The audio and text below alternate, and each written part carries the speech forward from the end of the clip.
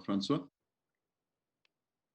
Thank you so much. And I think over to the technical team to open up to our audience, primarily made, I think, of social entrepreneurs, actors in the social sector from around the world, but from India included. Thank you. Thank you. Can someone tell me when we are live?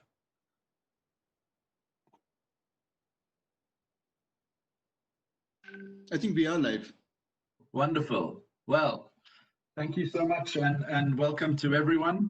I hope you can all hear me. My name is Francois Bonici. I am the head and director of the Schwab Foundation for Social Entrepreneurship, based at the World Economic Forum. I'm speaking to you, I guess, like many of you, from my home in Geneva, and welcome to all of you from around the world. We're delighted and honored this afternoon to have the Honorable Minister, Nitin Gadkari, the Minister of Road and Transport Highways, Shipping and Micro, Small and Medium Enterprises from the Government of India, making time to share with all of you the important topic of growth of regenerative economies. With us will be Jacob Matthew from the Industry Foundations and Valeria Duflo from Venezia Authentica and Over Tourism Solution. We're really excited today as part of this Catalyst 20 Catalyzing Change webinar to have a real interaction with government policymakers and decision makers, with social entrepreneurs who have been doing incredible work around a common vision around creating regenerative economies. And we're going to be talking in this context, obviously, during the COVID crisis, and looking at how we are needing to adapt to COVID not being a single crisis, but an ongoing one, and how it has disproportionately affected communities that already have been excluded, already living in precarious livelihoods, and the economic impacts that have been released in just the last couple of weeks by the World Bank and the OECD about what we are to face. The two examples we're going to be looking at, two industries, are really important because they present incredible opportunities for protecting livelihoods, for creating inclusive economies, and those will be the creative economy and the tourism industry, and both Jacob and Valeria will be talking to that, but we'll start off with the Minister. I wanted to, before we go to the Honourable Minister, talk a little bit about why the connection and the importance between social entrepreneurs and government is so critical. I think the Minister, in your report, you've recently talked about the need for a social contract. Here at the World Economic Forum next week on our Great Reset initiative, the first topic we're looking at is the social contract indeed. And often we have these conversations without each other in silos, so it's a really important opportunity to bring this together. What does it mean for these partnerships to come together? I think the aspiration is for what we're using a term in the social entrepreneurship language called systems change or systemic change. What does that really mean? What it really means is we want to change the rules of the game. We want to change who gets to benefit, where resources flow to, who gets to participate on a sustainable basis, how decisions are made, and what an economy really looks like on a sustainable basis, not as one-offs. And so these are the kinds of systemic changes we need, and we cannot do that as social entrepreneurs and as a community of change actors without real engagement from governments. So we're at this point, I just want to talk about these two industries we're going to be talking about. First of all, the creative manufacturing industry has somewhere between, we don't really know, 200 million up to 1 billion people engaged in handcrafts around the world. The information in the sector is relatively poor because it primarily occurs in the informal economy. But we know that the potential is up to $1 trillion, with current estimates of about $500 billion in USD of annual revenues. We know that in India, the Khadi and Village Industries Commission recorded business of 12 billion US, and that's growing year on year, and that's only what's recorded. And we know that creative manufacturing offers the potential to be truly regenerative, as it actually speaks to as we start thinking about the Sustainable Development Agenda, many of the issues and the SDG targets and goals that we have. On the other hand, the tourism industry is actually quite well recorded, is 10.3% of global GDP, 330 million jobs, 1 in 10 jobs around the world. And we know many of those are also in the informal economy or in small, medium, and micro businesses. It was a growing sector, obviously, until this year, but it is clearly one of the spaces in a recovery period that we have an opportunity to rethink who really benefits and to what degree people benefit. Like many industries in the world, a deep degree of inequality exists. And here is the opportunity we get to talk about today. And this is the work that social entrepreneurs do, trying to work on issues of equity by driving economic change. And so really seeing regenerative economies as an economic tool to work on these issues of equity, of justice, of inclusion, of sustainability. And I think that's what all of our panelists are dedicating their lives to. So without further ado, my real privilege to introduce the Honourable Minister Nitin Gadkari, Minister of Road Transport, Highways and Shipping, and Micro, Small and Medium Enterprises. Welcome, Minister. Namaskar. Thank you so much for your time today. I want to start by asking you, you've had a career that has been committed to the small and medium micro entrepreneurs, the informal workers, the village workers, tribal workers who work on sustaining their own livelihoods. And throughout your career and positions, you've been committed to this. But now also the government's commitment of self-reliant India, Atmanirbhar Bharat, is really about strengthening India and its interaction with the rest of the world. Tell us a little bit about what the self-reliant India means to India and its and what it hopes to achieve by this. And then I think we'll go a bit deeper into the report that you released last week on jobs, growth and sustainability. All respectable dear friends, actually we are all facing this COVID crisis in the whole world, and because of COVID also our economy is facing also a lot of problems. In Indian scenario, our 29% of the growth of our GDP is coming from MSME, micro, small and medium industries. We have our export, out of which 48% export from MSME. And up till now, we have created 11 crore jobs in the country. The most important thing is we have socially, economically, educationally backward area which identify as agriculture sector, rural sector and tribal sector. In tribal, their forest is there, and where our GDP is very negligible. There are 115 aspirant districts also. Their situation is economically we need to do something good for them because presently they are also facing lot of problems. So basically we need to develop the socially, economically, educationally backward area. So now we are identifying the technology and the industries by which we can create more employment potential. In Indian scenario, we have got talented youth power, skilled manpower is available, and because of the population, the big market is also equally available. We have got availability of raw materials, and also we have got the technology which are available. In the export point of view, now we are making research and study of last 3 years of export and imports. The basic concept which Prime Minister vision is that first of all how we can find out option for our imports.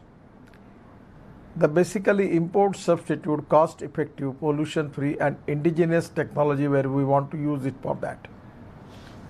And that is the reason that, for example, I am giving an example. that we have an automobile industry having turnover of 4,50,000 crores, out of which 1,45,000 crores is our export. All prestigious and reputed automobile brands in the whole world are now present in India, manufacturing trucks, buses, cars, bikes, everything. So now the idea is we are importing crude oil of 7 lakh crores. So first of all, in our country we are working that how we can implement the policy where imports substitute cost-effective, pollution-free and indigenous. So first we start bioethanol, making ethanol from this sugarcane juice, molasses. Now we are giving permission for making ethanol from food grain and corn. We have surplus of sugar for 2 years, surplus of wheat and rice for 3 years. We don't have go down that much to store the things. So now we diversify our agriculture towards energy and power sector, and by giving this permission, our idea is within 2-3 years, we should have a ethanol economy of 1 lakh crore. Now we have got the technology available from the Indian company, which is globally working, named as Praj from Pune. They are making marine fuel and aviation fuel from bioethanol. So we want to make the size of this ethanol economies of 1 lakh crore, and we are trying to make more value addition in it, by which even we can go for option of marine fuel and also for aviation fuel. We have successfully experimented 2 experiments. At last 26 January's function, already our fighter jet and helicopter, by using 100% bio aviation fuel, they successfully complete the experiment. And we have already another experiment is taken Spice Jet flight from Dehradun to Delhi for using 25% bio aviation fuel. These are the sectors where the huge potential is available. So as a transport minister in self-reliance India, that is Atmanirbhar Bharat, where we are planning to move India towards direction where within 5 years at least our import of crude oil will not be more than 25% of our requirement. So that is the most important field where our agriculture, our employment potential will increase, agriculture will benefit from that, and which is the need of the hour. At the same time, we have now in defense sector, we are encouraging 100% FDI in defense sector. So naturally, we are now expecting investment and technology in the sector. There is a huge potential. The other important thing is we are developing water transport now. In Indian scenario, we need catamaran, hovercraft, seaplane, amphibious seaplane. We have completed one of the important waterways of Ganga from Varanasi to Haldia of 1,380 kilometers. And after Haldia, the Bengal Sea is there. And after that, again we completed dredging in Brahmaputra, even in Barak, and we have made dredging up to Mungli port in Bangladesh. So development of waterways where we can use water transport, catamaran, hovercrafts, ships, boats, and different type of new innovation in the particularly for fishing and other thing we can use it. For example, I will give you an example. The 18% of our population is linked to the sea because we have got 7,500 kilometers of seafront. And the boats which are available with our fishermen, they can go only up to 8 nautical mile, 7 to 8 nautical mile.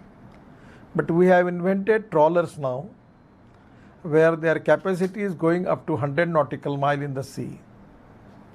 So in the Pradhan Mantri's package for specially helping for different stakeholders, the fishing packages of 20,000 crore.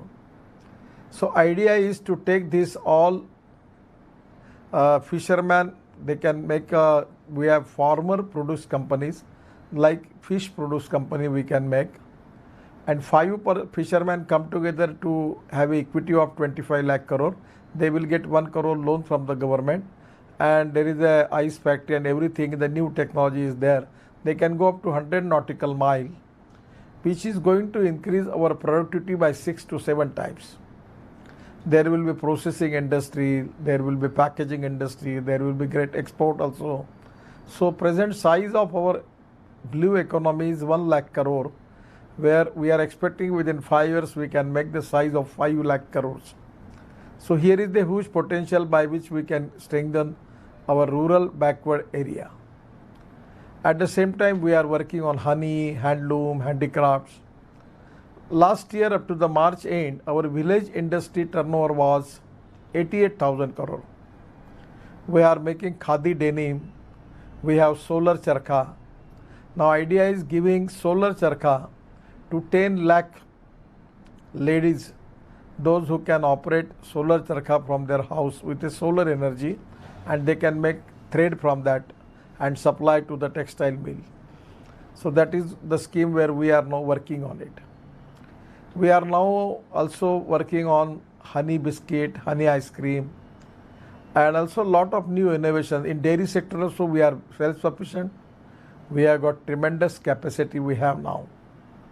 So where we have chance for export, that is our priority, and we need to find out the option for import. That is our most important priority, because to make in India, made in India is the basic mission behind it. And for that reason I am confident that for new technology, new innovation, research is very important. And we as a government always feel that the innovation, entrepreneurship, science, technology, research, skill and successful experiences, where we name it as a knowledge and conversion of knowledge into wealth, is the future for the country. All over in the software industry, our Indian students, young talented students, they have a very, very important role in the whole world. They are doing excellent job. Our doctors are very well recognized in USA, UK, everywhere. And now even we are trying to educate particularly the young talented people with the appropriate skill, by which this manpower is becoming a great strength for India. We are working on different fields for that. And that is the strength for the Indian economy. This young talented skilled manpower is also one of the strength for all of us. So presently there is an opportunity for industry, that upgradation of technology, and the most important thing where the advantage for the investor is the returns available in India is good and attractive. Actually, our interest rate for financing is now very high.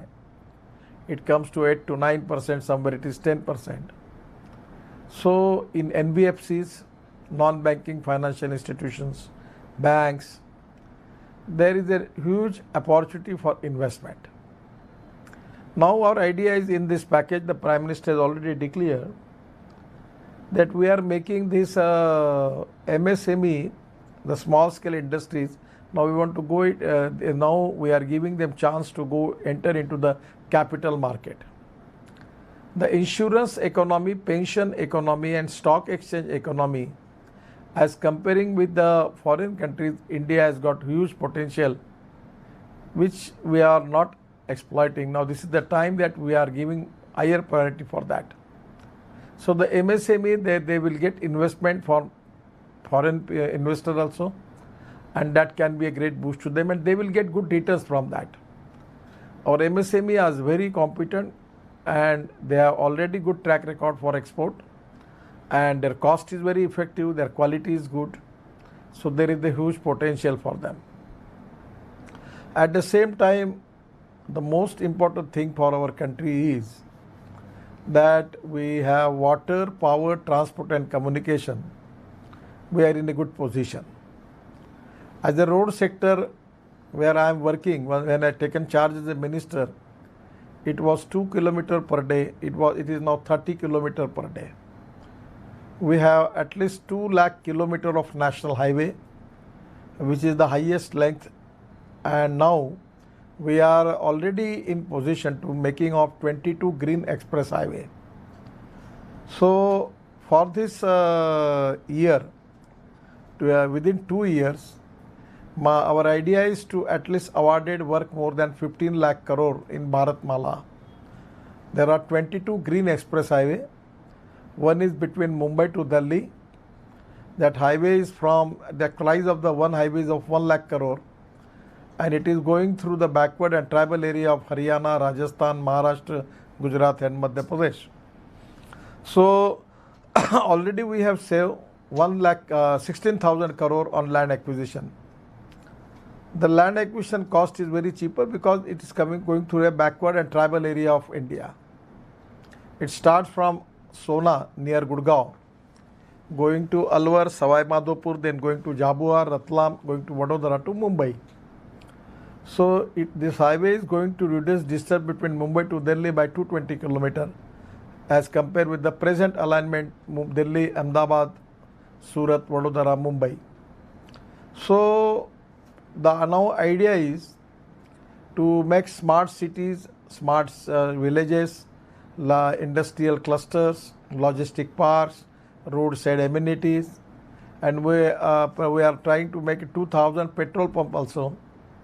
That idea is we want to increase the income of NHI, National Highway Authority, which has a AAA rating, 100% owned by government, and this AAA rating is from the world institution, and our total income is 28,000 crore presently. At the end of this year, we are expecting 40,000 crore, and the idea is within 5 years we will make the income of 1 lakh crores. This is very economically viable, and they are doing good jobs. Because the toll income is most important for the road project. Our traffic density is constantly going to increase. So there is a huge possibility to invest in infrastructure in India. There are a lot of schemes related with bus port, airports, railway stations. Then there is a chance for making of public transport system on electricity. When I was Water Resource Minister, we signed the agreement with the Austrian company Doffelmayr. When I was in Davos, at that time I visited their factory in Austria for ropeway, cable car, funicular railway. They have 65% of their share in the world market. Now the technology is available and India has got, that is the tourism point of view, other point of view, it's a very attractive proposal. At least 100 viable projects are there in the hill area. We can make, we are making one highway from connecting Badrinath, Kedarnath, Gangotri, Yamunotri in Uttarakhand, where the Oli is a place which is equally beautiful like Davos. The same climate, same atmosphere is there. So now we are now planning to develop lot of religious tourism point of view, then water sports, then adventure sports, restaurants, hotels, all type of potential is very, very high because India has got a different type of character, culture, language, so history. So it is an attractive thing that it can attract international tourists. Already lot of people are coming. But by making good infrastructure, good resorts, good restaurants, good hotels, good roads, we can attract more people, creating more airports. So that is the idea that we are now planning for that. Just 5 months before, Prime Minister has taken at least 12 to 13 meetings with different sections for making vision for India. So all secretary group, they have presented the plan, and where the plan to make how we can make India economically strong. And that is exactly the interest, the vision of Prime Minister to develop India, where we have an aim to create more employment potential, eradicate poverty. For that reason, we need to strengthen Indian economy. And for that reason, we need more investment. And the present crisis, the most important thing is demand and supply. we need to increase liquidity into the market. And now we have got the potential, we have got the economic viable projects, we can make good export. I don't want to make any comments on this subject, it is sensitive, but the whole world is now not very much interested to deal with China. That is also the blessing in disguise for Indian economy, where a lot of people from the different parts of the world, they want to deal with India. So in this situation, we need to increase our export. We want to reduce our import. We have to make new industrial clusters.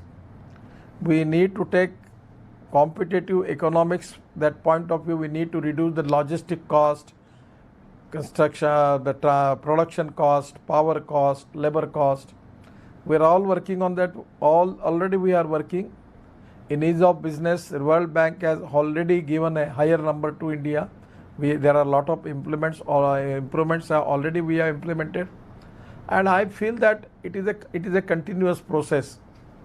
But the direction is very positive, transparent, time-bound, result-oriented, corruption-free, and quality consciousness is there.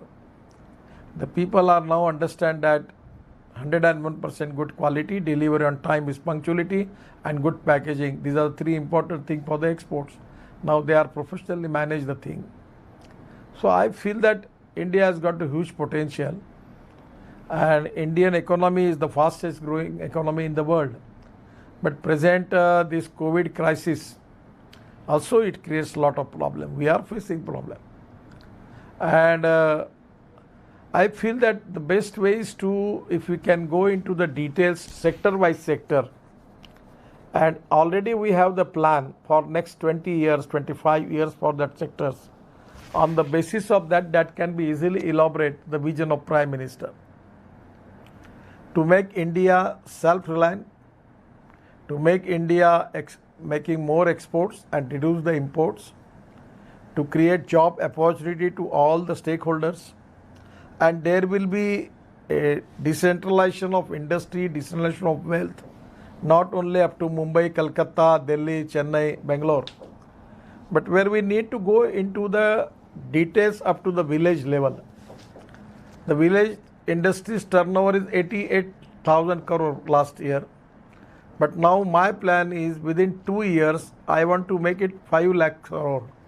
So I am working on that line, starting from honey, fishing, forest materials, then making of agro-processing industries, pre-cooling plant, cold storage, biofuels, fishing, wooden furniture, all different agro-processing industries, food industry.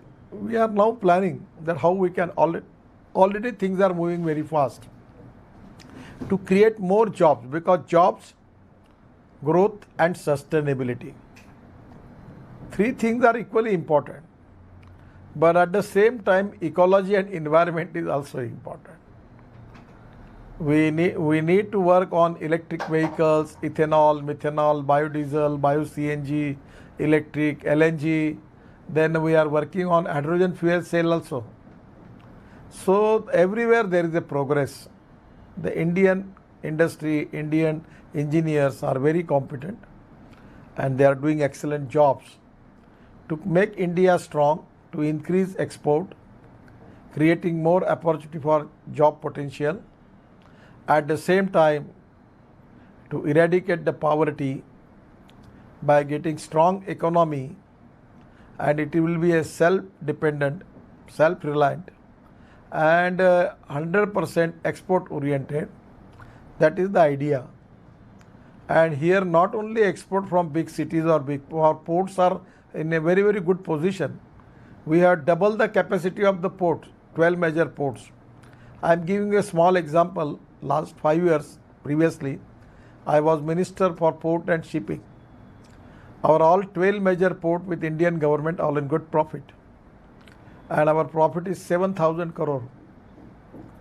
So the idea is now that we have increased efficiency in the ports.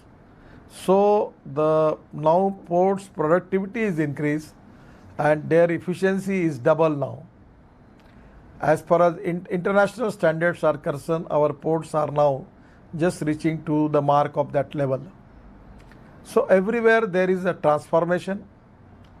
There is the mantra, the mission is uh, reform, transform, and perform.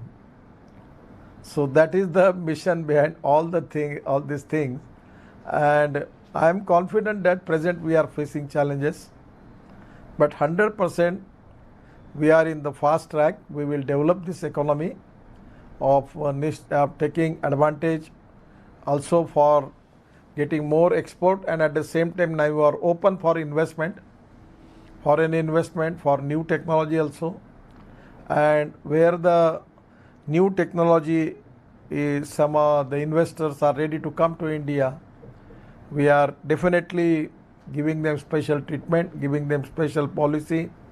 We will support them, and I am confident that in present world economic situation, India is the fastest growing economy. It is a destiny for many people, and where we want to make India strong by all ways. That is the dream of our Prime Minister, Atmanirbhar Bharat. And that is exactly the feeling of the people, and we are working very, very seriously and hard on this mission. Thank you very much. Namaskar. Thank you so much. I might ask you one short question. Thank you so much for laying out the vision and the infrastructure and the focus on particular industries. This group and this topic is really interested in addition, the MSMEs and the communities living in rural villages, social entrepreneurs and social actors in civil society often are the intermediaries and actors that work to support these village industries and these small to medium and micro entrepreneurs in skilling up, in protecting livelihoods. What is the government's position, or what do you see the role of the social sector as being part of this social contract in really bringing that vision to light that you've spoken about? You could touch on that and then ask Jacob quite specifically about. Actually, as a government, as a leadership, as a prime minister, and we are committed for social equality and economic equality. Now, I am giving an example. The 1 crore people, 100 lakh people in India, they was pulling that cycle rickshaw. Now we introduced the mechanized driven e-rickshaw. The 50 lakhs people now using mechanized driven e-rickshaw, total change the social transformation. So where we need to develop giving education, health services and economic reliance to the poor people who are socially, economically, educationally backward. And our total schemes, particularly Pradhan Mantri Jan Dhan Yojana, where we have opened 35 crore bank accounts. Atal Pension Yojana, Pradhan Mantri Awas Yojana, where we are making houses for the poor people, landless and homeless people. We are planning for making of smart villages like smart cities. And at the same time, we are working on organic food, particularly organic agriculture. That is also a success story in India. So the way in which we are taking decisions, definitely after some days it can be an ideal example for the world also, that we are developing the things in a way where our small social sector, particularly the poor people from the tribal area, rural area, agriculture, forest, where we are now giving more priority for development. There are some raw materials are available, there are some strength. We need to use that strength for making their economy strong. And where we will find out the food, shelter and house for them. There where the idea is of smart village, there will be a drinking water, road, everything, power, school, college, educational institution, health institution is very important. Somewhere we need to take the advantage of their raw material available in that area and we can make it. I am talking about the biofuel, that we have got the non-edible oilseed, Ratanjot, Moha, Sal, Karan, Stoli, where even bamboo, we can make it marine fuel and aviation fuel. The experiments are going on, by which there will be factories where we can make it this option for import substitute So by which the economy after that it can be more easy for us to develop the area, to create economic jobs for them, those who are socially economically educated backward, to get more wealth to them. Without that we cannot start the process of socio-economic transformation. So there, yes. Uh, I'm going to ask Jacob to come in here because I think you've raised some really important points. And also on the webinar, we have quite a few questions and important comments about the connection with civil society, with social entrepreneurs, with self-help women groups, and the capacity that already exists in many of these areas as partners to work with governments. And we're going to hear about this now with Jacob.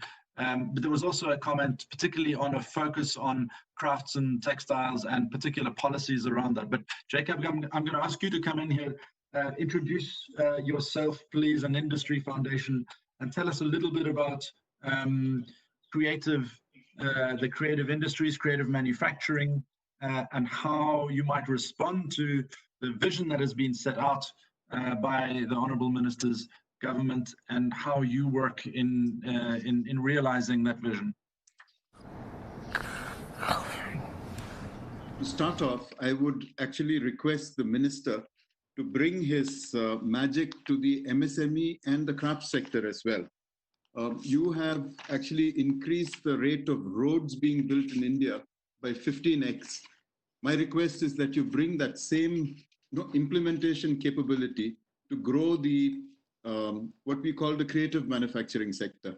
So I'll just talk a little bit about Industry Foundation. Industry Foundation basically works with women in rural India. These are women engaged in agriculture, crafts from tribal areas, even fishermen's wives. And they produce goods that are desired by both national and international markets. And they are actually able to produce the quality, produce it at the price, and meet all the compliances for international buyers like IKEA, H&M, and so on. And these are being exported. These are being exported. These products are sold in 200 or 300 countries across the world. And this demand is growing. So, I mean, just to draw a parallel between what we call creative manufacturing. So, why do we call the craft sector as creative manufacturing? No, it is no longer, if this sector is considered to be an industrial sector, if you just go back a few hundred years, when India was one of the largest exporters in the world, it was not agriculture exports. It was craft and manufactured products that were being exported from India. We were about 33% of global export before the Industrial Revolution and, more important, colonial rule. And at that time, the majority of the products exported were what you would call manufactured products. So we think, I mean, our thesis is that, for growing the economy where a good number of people get employment with dignity, we have to look at distributed manufacturing. And like the minister is now working on the Khadi and Village Industries Commission, can this be modernized? Can it have design which is actually relevant to consumers so that more and more of these products can be sold? So one, can this be a major contributor to the economy? Number two, on the infrastructure part, building infrastructure, distributed manufacturing and design infrastructure, which is employment and skill intensive. That is something that our country needs. Again, if you look at the craft sector, today the demand with a lot of e-commerce coming in is that the MOQ numbers have come down. The minimum order quantities have come down. Today, people want 200 pieces of something, not 20,000. So if you look at Amazon and people like that, they are demanding short run, high quality, customized production, which can be done actually in these decentralized production units. Of course, this infrastructure also needs logistics connectivity, especially in areas like the Northeast, East India, and so on. So I think the road building program that you're embarking on will really help that, along with the riverine transport. If you look at demography, again, it's women, it is people who are underserved in tribal communities and in remote villages, and especially youth who are aspirational, who, I mean, this is an industry that actually make use of the demographic dividend in India. The Prime Minister mentioned digital technology, and there is technology that is being developed across the country and outside for production and for transparency and traceability. At industry, we have formed a coalition called Platform for Inclusive Entrepreneurship, where we have already started building out a digital marketplace. For farmers, there's something that has been built out and tested out in several states. In just one season, 1,200 farmers created a transaction of 29 crore rupees. This was just as a pilot. Now we need this to be adopted by the government to be able to be scaled up. When we talk about demand and supply chains, again, these supply chains for the creative manufacturing industry use largely local sourcing because the infrastructure is local. I mean, we work with about 1,200 women in Tamil Nadu alone, another 600 in Odisha. All these women literally walk up to work. So it's not that they're having to commute long distances. Most of their work uses locally available natural materials, and most of their products are actually exported. So we think that there is a good fit with the Atmanirbhar Bharat program, but it will require a lot of support from the government to be able to scale this up. When we look at inclusive jobs and what we call inclusive jobs, growth, and sustainability, I think one of the things that we need to be cautious about is that when we are growing, we have to make sure that we are not defuturing. You know, we are leaving a planet for the next generation also. It doesn't get consumed in our generation. So this particular industry, you know, sustainable tourism, sustainable and cultural creative manufacturing has the potential for what we call refuturing. You know, the title of this webinar is actually regenerative. When we're talking about regenerative, we're not talking about mere sustainability or what we call net zero in sustainability terms, but positive growth. Whatever ills of the past have to be corrected now if the planet and the environment has to improve. So when we talk about jobs, we're talking about inclusive jobs that bring dignity, that allow people to contribute to society and people can thrive. People like weavers and all that have intrinsic skill. They are proud of the work that they do. Can we create the markets and the designs that these people can earn well and with dignity? When we talk about growth with meaning, we're talking about responsible consumption and production, leading to sustainable growth. And lastly, sustainability. We need economic sustainability, which means that the capital systems have to support this industry.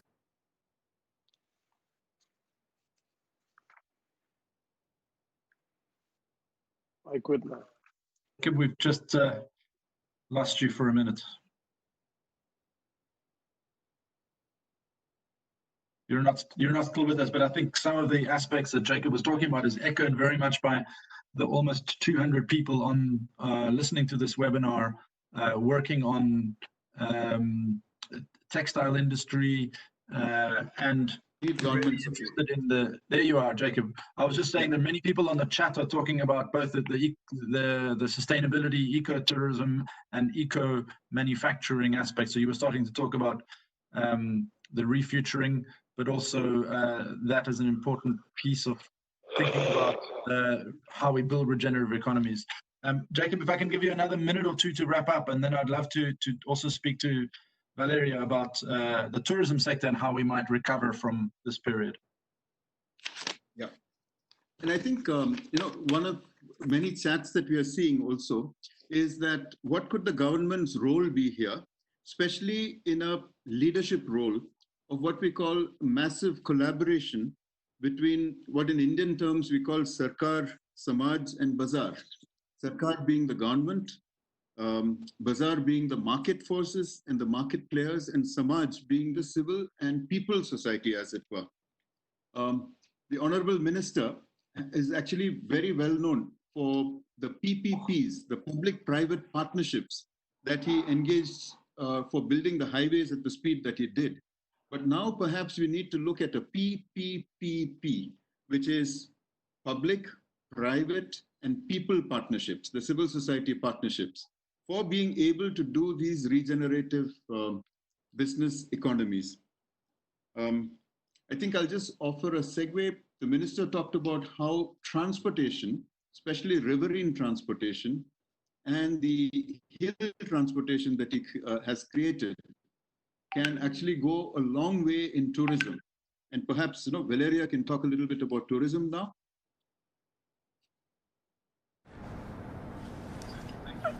To the minister at the end for a final word. I will show you this watch. This is from Khadi Gramodyog, and this watch, the belt is in Khadi, and watch is from Titan. I launched this watch. Actually, it's cost 5,000 rupees, ladies and gents, both type model was there. And within a month, total watch is out of market. Now we are again making the manufacture of it. It is, you are absolutely correct what Mr. Matthew is telling to it, that giving more priority to handloom, handicrafts, and the women, particularly the self-women groups. That is exactly our priority, and we are making special schemes for that. On the same line which Mr. Matthew is telling, where I will request him that if you can give some your good idea and proposal also. We are now working on that line, and we will work it, because that is the line where we want to develop. Now we are making solar charka, giving to 10 lakh ladies entrepreneur. They can make the thread from that, and we can give it to the company, textile company. And there is a solar vastra. We have already got the 350 now planning clusters where this type of people can, even ceramic, then metal craft, then textile, everywhere we planning on that line. So already Khadi Gramodyog, now we have taken decision to give a new vision to Khadi Gramodyog. We are making this denim, Khadi denim, and your USA company, Levi's somewhere, they are taking our Khadi denim for that. It's of good quality. So even in sericulture also, in Banaras, all over in the country, India has got a huge potential. But exactly, you are absolutely correct. What you are telling to us, exactly on that line now, we are giving vision to our policy for particularly village industry, and where our emphasis is more, our priority is more to create more jobs, more wealth for them. And that is to the social entrepreneurship also. That is, we have to find out who can work there. So with the same line, we are working on that. Honorable Minister, do you allow me to add something to that? Like what Jacob was mentioning was exactly what you were mentioning, like decentralized economy, creating growth in villages, like you're saying, is your priority. You want to create more exports. You want to allow sustainability. And as you know, because it's being told by Prime Minister Narendra Modi last year on Independence Day, tourism is a new priority of India. Tourism must become a hub internationally for India. And I wanted to say something about that. Tourism absolutely needs to be that, because it can lift many people out of poverty. It can help preserve and regenerate your fantastic culture, natural landscape, all the heritage that there is in India. I know about it because I lived there for a few years. It's an absolutely incredible country. But tourism is also very dangerous. In the state of things, tourism is destroying our world. Like, we don't necessarily know it, because as I know I'm based in Venice, and often say there are so many people coming to Venice, 25 million people coming to Venice every year, to a city of 53,000 people. Everybody must be so rich. Everybody must benefit so much. But that's not true. In the past 70 years, tourism has developed like really exponentially, and so has the displacement of people. 70% of people have been leaving the city. The ecosystem is being damaged. The culture is being threatened. So I guess my point here, because we don't have much time, is that the way tourism must be done is exactly what you were saying is your mission. It has to be reformed. It has to be transformed to perform, bringing social and economical value to everybody. Because now we see that many people are at risk of losing their job. I've been 42 million people in India. Okay, so it's the moment to try and save those businesses, help those people who are mainly in SMSs, but also prepare the sector for the future. So it's no longer exploitative, but it helps preserving the wonderful assets that your country has, that all country have, right? So it nice time for transformation. And as social entrepreneur, with what we're doing, we've developed a model that allows doing just that, to bring money of tourists directly to the local businesses that are doing good to the community, to preserve the artisans, to preserve the culture, the environment, and so on. We've created a model with new KPIs, with new strategies that we have implemented here, but that we're aiming to share with the rest of the world to allow to transform this sector at the root. So if you're interested in growing your export, in like creating new jobs in a sustainable way, in making sure that India continues to shine for the strength of India and its preserved for more generation, like we'll be delighted to continue this conversation with you. I don't want to hold too much because I know we have only 5 minutes left, so maybe we can go into conversation. But just know the potential of that sector that is often overlooked, but can bring so much to create social and economic equality, which is the goal that you mentioned earlier. You're absolutely correct. Actually, what you are feeling, that exactly we need to formulate the policy. We are giving our special priority for them. We have got Khadi Gramodyog Village Commission. They have got lot of projects. Now we are making to, actually sustainability is very important, because the majority people in that area, they are socially, economically, educationally very backward. The education facilities and health services also not there in a sufficient way. So whenever when we accelerate the economy on that area, 100% that is going to develop all the sectors. So with the same line, we are encouraging the ladies entrepreneur, we are making special things for them. What my good suggestion is, from your experience, and Mr. Mathu was telling me on the basis of that, what exactly you are expecting, we are doing on the same line. But what exactly you are expecting, how we can implement more schemes by which will be more effective. If you have any suggestion from your side, we are 100% very positive to consider all that thing, and we will plan for that. That's wonderful. I think that both Jacob and I will be delighted to speak more with you and all the relevant colleagues to help you write the right strategies. That's wonderful. I think that for speaking for me, from my hand, I think what we are looking to is to help, because you are willing to build all this sustainable development, is to help you draw those policies, to help you equip people everywhere in India with the tools, the knowledge, and the strategies that they need, so that they can make this change easily. So we can manage to have a ripple effect, to equip as many people who are empowering themselves, people who are on the ground and can benefit from it. So that's really our goal, to help you help the Indian people live in touch with the community. And we can do that both by helping with policy and by training people, providing technologies. So it's really open to what's your need. Dep- That one of the things that would be really nice is if India can take a leadership role, a global leadership role at organizations like the UN and so on, to actually create almost like a ministry or a special task force to ensure that the SDGs, the Sustainable Development Goals, are not forgotten in growth, job creation, and so on. It is integrated into everything that we do, so that not only do we grow, but we grow in a sustainable way. Not only do we grow, but it takes everybody along in the growth, including people who are excluded today. Women, people who are in tribal areas, people who have got less education, less money, and people who are in these sectors, which sometimes are dubbed as sunset sectors, but they are actually sunrise sectors, like you demonstrated with your watch strap. These are actually sunrise sectors. So our hope is that a special task force or a ministerial group could actually do the same thing that you did with roads. Multiply the sector by a factor of 15 or 20 or even 100, so that this sector becomes a sort of a beacon to the rest of the world. And we are hoping that India can take a role, from the government, but also represent at all government bodies and international bodies and demonstrate that this is possible to do.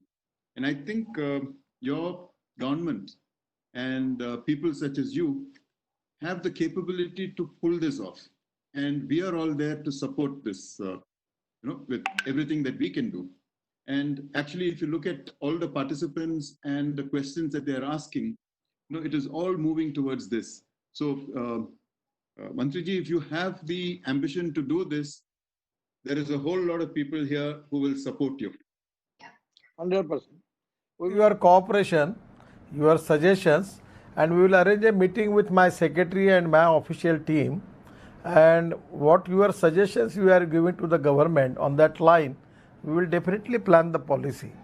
We are working on it, but sometime on the government level, the grassroots level feedback, which is very important for making policy, is very important. And whatever the feedback from your side, with your experience, with your suggestion, we will definitely make the cooperation and we will do it. Yeah, with the social sector, for example, I just want to give you a small example. Right now, a lot of people on this group belong to something called Creative Dignity. This was set up when COVID first broke out. And we have about 200 people, volunteers, with about 1,000 social organizations, which are collecting information from villages, from different parts of the country, about the problems that artisans are facing. So we have already established, how much of stock they're holding, which they cannot sell, how much of raw material that they're holding. So this is actually a huge voluntary group. It's almost like the monkey brigade during the freedom struggle. Conveyed information up and down the country. We have this talent in the country, and we should utilize it. Actually, I am a social entrepreneur. I'm not a politician. Last at least 25 years, I am working as a social entrepreneur. I am making amino acid from hairs, cutting hairs. I am making organic foods and fruits, vegetables. Then we are running, my trust is running 1100 acre school in Gadchiroli district, Naxalite area. Then I have now presently I am working in agriculture, and my all organizations coming together turnover is 1300 crores. So we are exporting fruit, vegetables. We are using organic technology for that. Then a lot of my interests are there. We are making the sericulture also. We are working in bamboo. So I have more faith, and I am working as a social entrepreneur from last month. This is not my business. I have got the expertise of making tunnels, express highway, bridges and roads, but I am not doing that. But my story is not known to the people. When you come to Nagpur, you can see the projects. Presently, we have given employment to 15,000 people in the area, and now we have the turnover of 1300 crore. And we have started all this project only in agriculture and rural area. And now we are doing lot of experiments. So this is my passion. This is my interest. Fortunately, I am a minister. So your ground level feedback, which you can give to me, 100% on that line we will implement, and we will make the policy. And if suppose anywhere there are some negative things may be there, we can rectify, and we will support them. We want to do more for that, and that is exactly my highest priority for doing 115 aspirant districts.